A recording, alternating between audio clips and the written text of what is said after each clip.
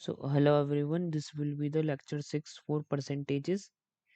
तो आज हम कुछ अच्छे क्वेश्चंस करने वाले हैं, थोड़े एडवांस लेवल के. So let's begin. I hope आप लोगों ने सभी बेसिक लेक्चर्स को देख लिया होगा एक बार, और अगर नहीं देखा है तो आप पहले जाके वो देखिए, क्योंकि इसमें थोड़े से एडवांस लेवल के क्वेश्चंस हम करने वाले हैं. तो पहला क्वेश्चन ये रहा. इसमें क्या कह रहा है? मेना scores 40% in the examination, and after review, even though her score is increased by 50%, she fails by 35 marks. Okay. If her post review marks score is increased by 20%, she will have 7 marks more than the passing score. ठीक है. The percentage score needed for passing the examination is.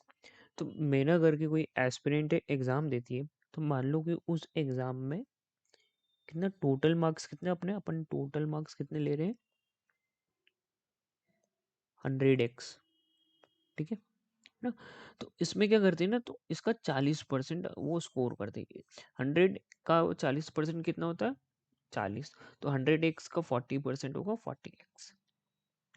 अब इसमें क्या बोल रहा है ना कि एक मिनट.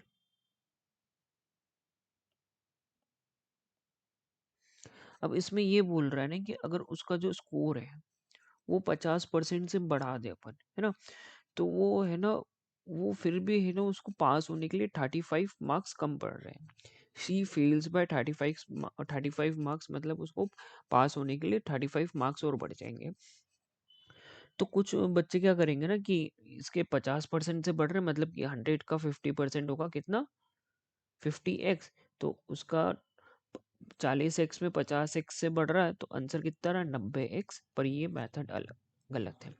तो उसने स्कोर कितना किया था? 40x. और जो उसका स्कोर है ना 50% से बढ़ रहा है, मतलब कि जो उसने है ना स्कोर किया है ना 40x, उसमें 50% अपन इंक्रीज कर रहे हैं. तो 40x का 50% यानी कि 40x, और 50% का मल्टीप्लाइंग फैक्टर कितना था? 1/2. यानी कि कितना? 1/2 इंटू 40x कितना? 20x. तो 40x में 20x और बढ़ रहे हैं, यानी कि 60x. तब भी उसको क्या बोलते हैं? 35 मार्क्स और चाहिएंगे पास होने के लिए, है ना. तो पास होने के लिए कितने मार्क्स होंगे? उसने कितने 60x स्कोर किए थे, और पास होने के लिए 35 मार्क्स और चाहिएंगे. तो ये पासिंग मार्क्स ये लिख देता हूँ ना. तो आफ्टर, मतलब आफ्टर इंक्रीजिंग के बाद उसका स्कोर कितना हो गया था? 60x हो गया था, है ना. तो इसमें ये बोल रहा है कि if her post review score मतलब कि जब उसका स्कोर बढ़ गया था 50% से, यानी 60x हो गया था, उसको फिर वापस से अगर है ना 20% से बढ़ाया जाए, है ना, तो 60x को 20% से बढ़ाना है ना. तो 60x का 20% लेंगे, ये नहीं कि 100x का अपन 20% यानी 20x उसमें बढ़ा दे, है ना. तो 60x का 20% कितना होगा? 60x इंटू 20% का मल्टीप्लाइंग फैक्टर कितना था? 1/5. ये हो गया 5 1 जा 5, 5 12 जा 60. तो ये आएगा 12x. तो 60%, 60x का 20% कितना हो गया अपना? 12x, है ना. तो 60x में 12x और बढ़ रहा है ना. 60x में 12x और बढ़ रहा है. तो जो आंसर आ रहा है ना, वो है ना पासिंग मार्क्स से 7 ज्यादा है. इसमें क्या बोला था इसने? She will have 7 marks more than the passing score. मतलब कि 60x में अपन ने उसका 20% बढ़ा दिया, तो पासिंग स्कोर से कितना ज्यादा है? 7 मार्क्स ज्यादा है. तो 72x में से अगर अपने को सिर्फ पासिंग मार्क्स चाहिए, तो इसमें से 7 मार्क्स कम कर देंगे, क्योंकि ये है ना पासिंग मार्क्स से 7 ज्यादा है, तो सिर्फ पासिंग के लिए अपने को इसमें से 7 माइनस कर देंगे. तो ये भी पासिंग है, 72x-7, और 60x+35 भी पासिंग मार्क्स है. दोनों है ना क्या बोलते हैं? पासिंग मार्क्स की ही वैल्यू है. तो पासिंग मार्क्स तो किसी भी एग्जाम में सेम ही रहते हैं, तो इन दोनों को इक्वेट कर देते हैं अपन ना. तो 60x+35 ये पासिंग मार्क्स थे, और दूसरी केस से अपने पासिंग मार्क्स कितने आए थे 72x-7। अब 7 को LHS में भेजेंगे, 60x को RHS में भेजेंगे, तो ये हो जाएगा 35 + 7 = 72x-60x, है ना। तो ये हो जाएगा 35 + 7 42, ये हो जाएगा 12x, 3 4 जा 12, 3 14 जा 52। ओके, तो 14 वैल्यू आई कितनी 4x की, और अपने पास टोटल मार्क्स कितने 100x है, तो इसको 100x बनाने के लिए अपने को क्या करना पड़ेगा, मल्टीप्लाई करना पड़ेगा 25 से। तो एक तरफ 25 से मल्टीप्लाई किया तो दूसरी तरफ भी 25 से मल्टीप्लाई करो, तो आंसर कितना आया 100x की वैल्यू कितनी आ गई अपनी 50 × 7 यानी 350। तो जो टोटल मार्क्स थे ना उस पेपर में वो कितने थे 350 थे। अब 350 और क्वेश्चन में उसने पूछा कि आपने को the percentage score needed the for passing the examination is, ठीक है। तो उसको पासिंग मार्क्स के लिए कितने चाहिए थे 70x-7, है ना। तो 100x की वैल्यू कितनी है 350, तो 10x की वैल्यू कितनी हो जाएगी, एक जीरो से एक जीरो कैंसिल 35। अब अपने को क्या बोलते हैं इधर 70x बनाना है ना, 70x-7, ये पासिंग मार्क्स थे, है ना, सॉरी 72x-7। हाँ, तो ये हो जाएगा x की वैल्यू क्या हो जाएगी 35/10, है ना, 10 यहाँ पे RHS में चले जाएगा, तो x की वैल्यू हो जाएगी 35/10, यानी कि 5 से 7 टाइम्स में 5 2 जा 10, 7/2। और पासिंग मार्क्स कितने निकले थे 72x-7 या फिर 60x + 35, दोनों में से है ना x की वैल्यू रख दोगे ना आपको सेम आंसर मिलेगा। 7/2 वैल्यू रखते अपन, 72 × 7/2 - 7 कितना आएगा 7 1 जा 2 1 जा 2 236 टाइम्स, 36 × 7 होगा 6 7 जा 42, और 4 इधर कैरी गया 7 3 जा 21, 252 - 7 कितना आया अपना 245। यहाँ से तो अपना इस इक्वेशन से 245 आ रहा है। अब यहाँ पे भी x की वैल्यू 7/2 रख देते अपन, तो 60 × 7/2 प्लस 35, तो ये 2 1 जा 2 230 टाइम्स, 30 × 7 210, 210 प्लस 35 कितना होता है 245। दोनों जगह से सेम आया था और मैंने बोला भी था कि सेम ही आएगा, पासिंग मार्क्स की वैल्यू है क्योंकि तो अलग अलग तरीके से लिखी है, बस पासिंग मार्क्स सेम ही है इसमें, है ना। अब नेक्स्ट क्वेश्चन में अपन बढ़ते हैं।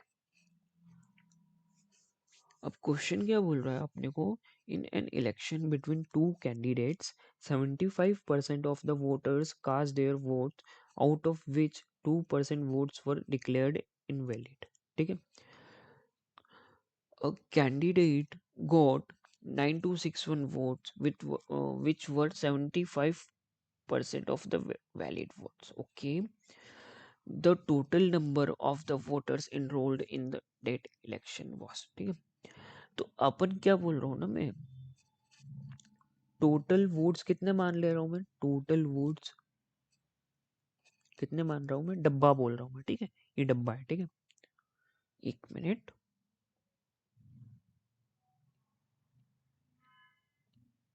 है ना। अब इसमें से क्या है ना 75% लोगों ने क्या बोलते हैं वोट्स अपने कास्ट की है दिए, है ना। तो डब्बे का 75% कितना हो जाएगा, डब्बा इंटू 75/100, ठीक है। अब इतने लोगों ने वोट्स कास्ट किए, वोट्स कास्ट किए, ठीक है। जिसमें से क्या बोलते हैं जितने भी वोट डाले हैं ना उसमें से 2% क्या बोलते हैं वोट इनवैलिड है, मतलब अमान्य है, उनको क्या बोलते हैं अपन बोलेंगे कि है ना उनकी कोई वैल्यू ही नहीं है ना। तो जितने वोट डाले उसमें से 2% तो क्या बोलते हैं उनकी कोई वैल्यू नहीं है, तो बाकी के 98% की तो वैल्यू होगी। तो वोट्स डाले कितने थे, डब्बा इंटू 75/100, इसमें से 98% इसका 98 जो टोटल है ना, इसका 98% अपने को है ना वोट के है ना वैलिड है, ठीक है, उनकी वैल्यू रखी जाएगी। तो इसका 98% कितना आएगा, होल वैल्यू इंटू 98/100, है ना। तो इसकी क्या बोलते हैं, इसकी वैल्यू कितनी थी, डब्बा इंटू 75/100। अब ये इसकी पूरे की 98% वैलिड थे वोट्स, तो वो वैल्यू भी अपने पास आ गई। A candidate got 9261 votes which were 75% of the valid votes। Okay, तो ये जो वैलिड वोट्स थे ना, ये ना वैलिड वोट्स की वैल्यू है, ये ना वैलिड वोट्स की वैल्यू है, ठीक है। तो 25 से इसको काटेंगे तो ये आएगा 3, ये आएगा 4। कहा गया, डब्बा इंटू 3/4, और ये होगा कितना, 2 से 49 टाइम्स 2 से 50, यहाँ पे 25 से कैंसिल किया है और यहाँ से 2 से कैंसिल किया है, तो इसकी वैल्यू कितनी, 49/50। ये किसकी वैल्यू है, वैलिड वोट्स। अब एक पर्सन है ना, वो वैलिड वोट्स का भी 75% मिलता है उसको, तो 75% ऑफ वैलिड वोट्स कितना होगा, 75/100 इंटू वैलिड वोट्स, है ना। और वैलिड वोट्स की वैल्यू कितनी थी, 75/100 इंटू डब्बा इंटू 3/4 इंटू 49/50। अब इसकी वैल्यू अपने को दे रखी है, कितनी दे रखी है, 9261,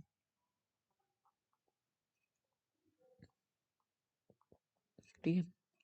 तो अब यहाँ पे डब्बे की वैल्यू अपने को निकालनी, क्योंकि टोटल वोट्स डब्बे ही माने थे अपन ने। तो ऊपर 75 है, नीचे 100 है, 25 से कैंसिल कर देता हूँ, 25 3 जा 25 4 जा। तो ये लिखेंगे अपन इसको कुछ इस तरीके से, डब्बा इंटू एक ये 3/4,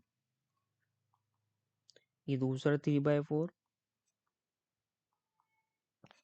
इंटू 49/50 इक्वल टू 9261, ठीक है। अब मैं क्या कर रहा हूँ ना, नीचे जितने भी डिनोमिनेटर सब मल्टीप्लाई में, उसको RHS में भेज रहा हूँ, तो मल्टीप्लाई में हो जाएंगे, है ना। तो ये हो जाएगा डब्बा इंटू, ये हो जाएगा डब्बा इक्वल टू 9261 इंटू 4 एक एक करके जितने भी, ये 4 भी इधर क्या बोलता है RHS में मल्टीप्लाई में चले जाएगा, ये वाला 4 भी RHS में मल्टीप्लाई में, और ये वाला 50 भी। और ये जो 3 है मल्टीप्लाई में है, तो नीचे डिवाइड में चले जाएगा, है ना। ये जो 3 है ये डिवाइड में चले जाएगा, ये 3 भी डिवाइड में चले जाएगा, और ये 49 भी डिवाइड में चले जाएगा।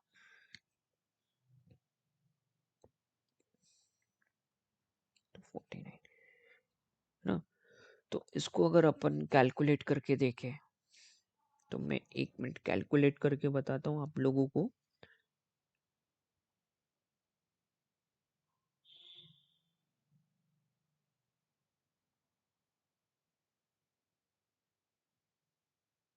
तो इसकी वैल्यू कितनी आ रही है अपने पास, 16800, ठीक है।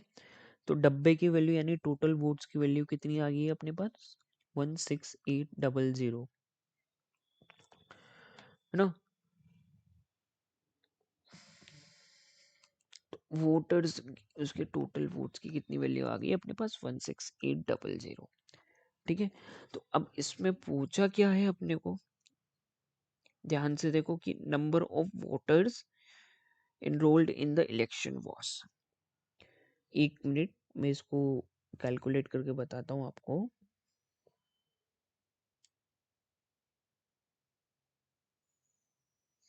तो इसकी वैल्यू कितनी आ गई अपने पास, 16800। हाँ मैं कैलकुलेशन चेक कर रहा था, तो टोटल वोट्स अपने पास कितने थे, 16800।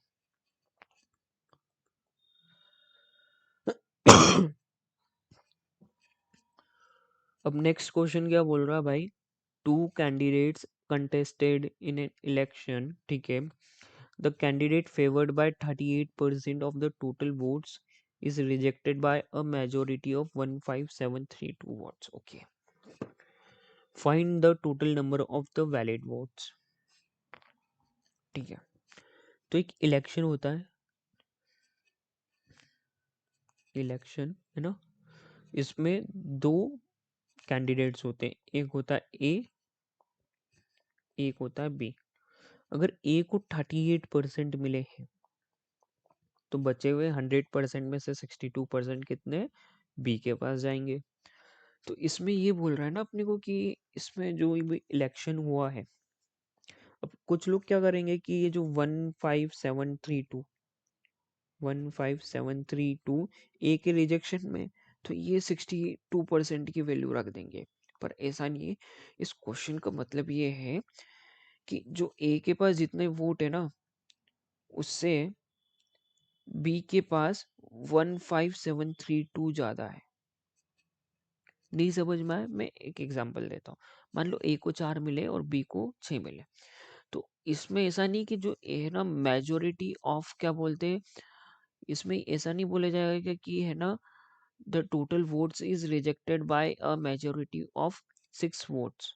ए के लिए ये बात नहीं कहा जाएगी, ए के लिए बोला जाएगा कि द टोटल क्या बोलते हैं, the candidate favoured by 4 votes of है ना is rejected by a majority of 2 votes, है ना। मतलब ए के पास ना बी से 2 कम है, तो इसका मतलब ये है ना कि ए और बी में कितना फर्क आ रहा है। अगर अपन 22, ए और बी में 24% का फर्क आ रहा है, तो ए के पास, ए से है ना 24% बी के पास ज्यादा है, ए से ज्यादा बी के पास कितने हैं 24%, है ना, क्योंकि 62 को लिख सकते हैं अपन, ये सॉरी 62% माइनस 38%, इसकी वैल्यू अपने पास कितनी आ रही है 24%। तो इसका मतलब क्वेश्चन का मतलब ये है ना कि जो ए से है ना बी के पास 24% ज्यादा है, ठीक है। तो ये जो 24% की वैल्यू अपने को क्वेश्चन के अकॉर्डिंग कितनी दे रखी है 15732। तो मान लो कि टोटल वोट्स कितने थे 100x थे, ए और बी, ए के पास 38x है और बी के पास कितने 62x है, और इन दोनों के बीच का क्या बोलते हैं फर्क कितना है 24x का है, और ये 24x की वैल्यू अपने को कितनी दे रखी है 15732। 6 4 जा 6 2 जा 12, 6 6 जा 36, ओके 6 2 जा 12, 6 2 जा 12। और फिर अगर अपन वापस से इसको अगर कैंसिल करें, 4 1 जा 4, 4 6 जा 24, 4 5 जा 20, 4 5 जा 20, 4 5 जा 20। तो x की वैल्यू क्या है 655.5 आ रही का, 1 मिनट चेक करके बताता हूँ मैं। हाँ, तो x की वैल्यू अपनी कितनी आ रही है 655.5, ठीक है।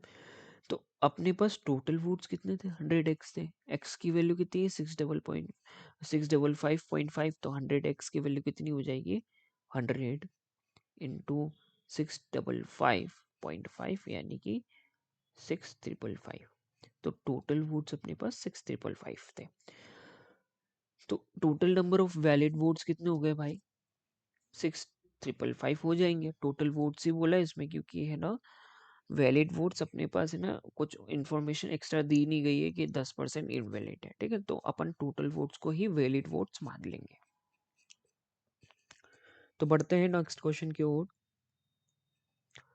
इसमें क्या बोल रहा है, in an examination a student who gets 20% of the maximum marks fail by 5 marks, another student who scored 30% of the maximum marks gets 20 marks more than pass marks. The necessary percentage required for passing is, तो इसमें ना एक exam हो रहा है, मान लो 100x, उसके क्या बोलते हैं मैक्सिमम मार्क्स है, मैक्सिमम मार्क्स में कितना बोल रहा हूँ 100x, ठीक है। तो ए और बी दो स्टूडेंट मान रहे अपन, तो ये क्या कर रहे हैं ना, 20% है ना स्कोर कर रहा है मैक्सिमम मार्क्स का, तो 100 का 20% कितना होगा, 20x। और दूसरा क्या कर रहा है, 30x स्कोर कर रहा है, ठीक है। और फिर तो पासिंग मार्क्स कितना है अपना, तो ए ना पासिंग मार्क्स से 5 कम मार्क्स स्कोर कर रहा है। तो पासिंग मार्क्स से 5 कम स्कोर कर रहा है, मतलब कि ए के स्कोर में अगर अपन 5 मार्क्स और इंक्लूड कर दें तो वो क्या बन जाएंगे, पासिंग मार्क्स बन जाएंगे। तो 20x+5। और बी क्या कर रहा है ना, 20 मार्क्स ज्यादा स्कोर कर रहा है, किससे, पासिंग मार्क्स से। तो बी के इसमें से अगर अपन 20 मार्क्स हटा देंगे, सॉरी 20 मार्क्स हटा देंगे, तो अपने को पासिंग मार्क्स मिल जाएंगे। तो एक मिनट है ना, तो 30x-20, तो दोनों पासिंग मार्क्स की वैल्यू अपन रख देते हैं। तो 20x+5 इक्वल टू 30x-20। तो 20 को अपन LHS में भेजेंगे तो ये आ जाएगा, और 20x को RHS में भेजेंगे तो ये हो जाएगा कितना, 5+20 इक्वल टू 30x-20x। तो 5+20 25 इक्वल टू 10x हो जाएगा। तो 100x की वैल्यू कितनी हो जाएगी, 250।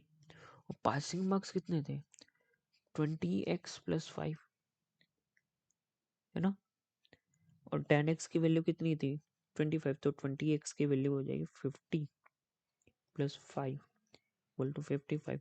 तो 250 में से 55 मार्क्स अपने को पासिंग चाहिए थे। तो ये परसेंटेज में अगर अपन लिखे तो ये हो जाएगा, परसेंटेज में कंपेयर किसको कर रहे हैं अपन, 55 को किससे कंपेयर कर रहे हैं, टोटल मार्क्स से, यानी कि 250 से। Percentage marks equal to into 100 percentage में करने के लिए, तो एक जीरो से एक जीरो गया, 5 2 जा 10, 5 5 जा 25, और 5 1 जा 5, 5 11 जा 55। तो 11 × 2 कितना हो जाएगा, 22। यानी कि पासिंग परसेंटेज कितना है, 22% है, जो भी एग्जामिनेशन हो रही है। अब इसका शॉर्टकट बताऊं मैं, तो ए क्या कर रहा है ना, 20% स्कोर कर रहा है ना, ए क्या कर रहा है, 20% स्कोर कर रहा है, और बी क्या कर रहा है, 30% स्कोर कर रहा है। पासिंग परसेंटेज कितना हो जाएगा, क्या बोलते हैं, ए इसमें है ना, पासिंग मार्क्स बनाने के लिए ए में 5 मार्क्स और 20% प्लस 5 मार्क्स और ऐड करने पड़ेंगे, और बी में से क्या बोलते हैं, 30% पासिंग मार्क्स बनाने के लिए अपने को 20 मार्क्स हटाने पड़ेंगे ना। तो इन दोनों का डिफरेंस कितना होगा, इन दोनों का डिफरेंस कितना होगा अपना, 10% है, ओके। और ये दोनों सेम है ना, तो इन दोनों का क्या बोलते हैं, डिफरेंस कितना हो जाएगा अपना, क्या बोलते हैं, 30% -20 मार्क्स, -20% -5 मार्क्स, ये कितना हो जाएगा, 10% -25 मार्क्स। तो 10% की वैल्यू कितनी हो जाएगी, 25 मार्क्स। क्योंकि ये भी पासिंग परसेंटेज था, ये भी पासिंग परसेंटेज था, पासिंग मार्क्स थे, सॉरी। तो इसमें से पासिंग हटाएंगे अपन, किसी सेम वैल्यू, मान लो 2 में से 2 हटाते हैं तो 0 आता है, 4 में से 4 0, पासिंग में से पासिंग 0। तो ये 10% -25 मार्क्स इक्वल टू 0 हो जाएगा। तो 10% की वैल्यू कितनी होगी, 25 मार्क्स। ऐसे भी कर सकता हूँ, मेरे को आप लोगों को बताने के लिए इतने सारे स्टेप्स की जरूरत पड़ रही, नहीं तो ये 2 स्टेप में हो जाता है ऐसे क्वेश्चन, बिना एक्स के किया मैंने ये वाला क्वेश्चन, है ना। अब नेक्स्ट क्वेश्चन और बढ़ते अपन, क्या बोल रहा है अपने को, in an examination the score of A was 10% less than that of B, ठीक है। The score of B was 25% more than that of C, ठीक है। and the score of C was 20% less than of D. If A scored 72, then the score of D was. तो A और B, तो इसमें क्या हो रहा है ना, अब थोड़ा सा अपने को सोचने का जो तरीका है ना वो सुधारना पड़ेगा। अब अपने को है ना क्या बोलते हैं, बेसिक्स से नहीं कर सकते कि अपने को 10% बोला है तो एक को 100x मानो, फिर दूसरे को उससे 10% कम यानी कि 10x कम यानी कि 90x मानो। अब यहाँ पे क्या करेंगे ना, यहाँ पे score of A was 10% less than that of B. इसका मतलब ये है कि ए का जो स्कोर है बी से 10% कम है। मतलब कि बी का 10 है ना तो ए का 9 है। तो क्योंकि 10 का 10% कितना होता है, 10 का 10%, तो 10 का 10% हो जाएगा 1/10 इंटू 10 यानी कि 1। तो इससे 10 से एक कम ए का है। ठीक है। द स्कोर ऑफ है ना, the score of B was 25% more than that of C. तो बी बाय सी करते हैं, तो सी 24%, 25% के लिए मैंने मल्टीप्लाइंग फैक्टर कितना मारा, तो बी का जो स्कोर है ना सी से 25% ज़्यादा है, और 25% का मल्टीप्लाइंग फैक्टर 1/4 माना था। तो सी अगर 4 है ना तो बी है ना सी के 1/4 ज़्यादा है। तो सी से 1/4 ऑफ सी ज़्यादा है, मतलब कि है ना बी का स्कोर हो जाएगा सी प्लस 1/4 ऑफ सी, है ना। तो बी सी को अपन ने यहाँ पे रेशियो में कितना मान रहे, 4, तो बी का 4 तो हो ही जाएगा, प्लस 1/4 ऑफ सी यानी कि 1/4 इंटू 4 यानी कि कितना है 1, उससे एक ज़्यादा है, कितना आया 5/4, है ना। तो बी बाई सी की वैल्यू कितनी आएगी 5/4।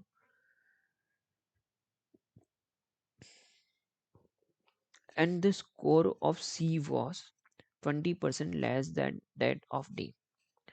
तो सी बाई डी की वैल्यू लिखते हैं अपन यहाँ पे, सी बाई डी।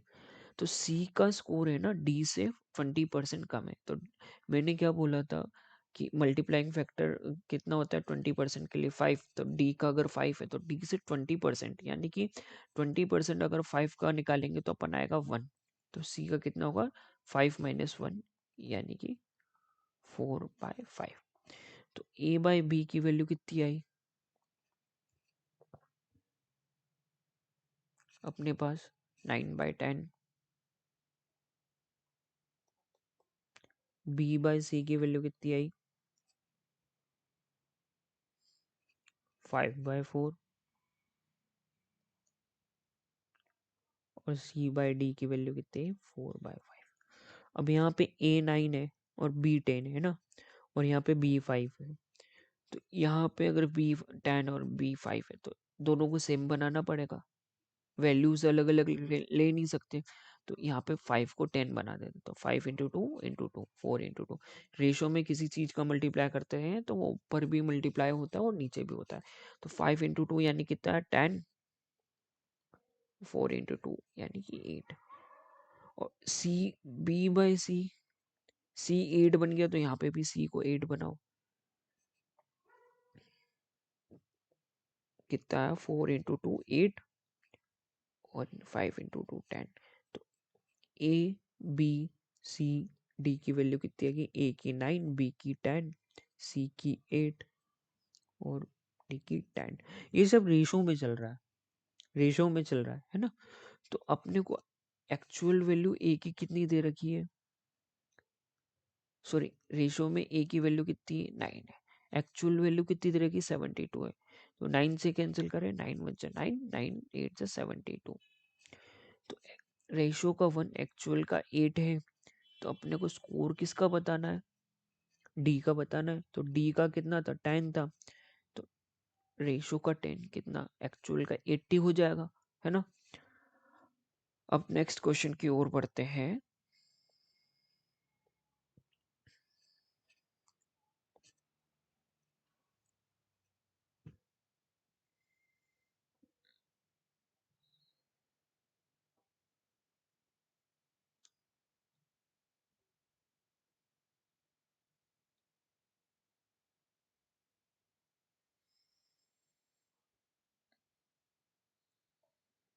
वो क्वेश्चन में थोड़ी सी प्रॉब्लम है, मैं नेक्स्ट टाइम करवा दूंगा ये वाला।